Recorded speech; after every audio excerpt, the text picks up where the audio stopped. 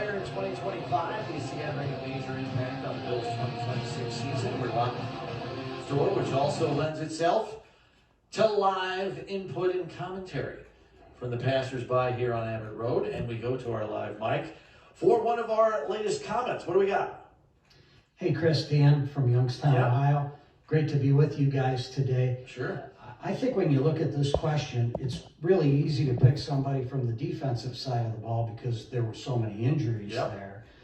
But the problem I have in trying to pick somebody is it's going to be a whole new scheme, and you're not quite sure how players are going to be used. Right. So I'm going to go with what what Steve was saying earlier in the show, and that's Dalton Kincaid. We just, as he would say, we know what the offense looks like with that joker out there. Yeah. He's really great. And I would also say, if that tight end room is healthy, is there a better tight end room in the league? Not too many.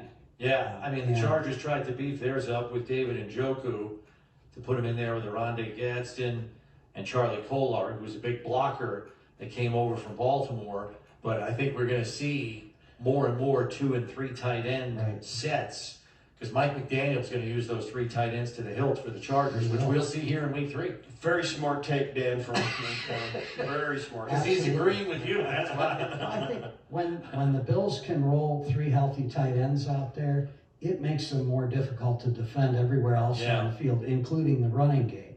Right. I'd like, being that I live in Youngstown, I got to give a shout out to Max Tomczak. Oh, yeah, the wide receiver, the undrafted rookie. Yeah. I think, well, if he's going to make the team, he's got to make it for special teams. The good news is he is a quality special teams player. He can play gunner, he can return kicks, and maybe over time he could even move into a backup behind Shakir. So I'm excited to see him get an opportunity. Yeah, thanks for the comment. We appreciate it. Yeah, I watched some of his tape, Steve. Good route runner. Good little, and Mike Tomczak, the former NFL quarterback, is his nephew. So some NFL bloodlines there as well. Mike Tomczak is his uncle.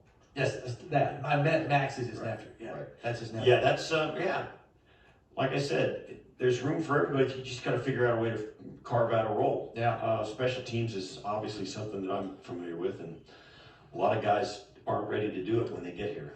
Last comment on the tweet sheet comes from Joshua, who says, Landon Jones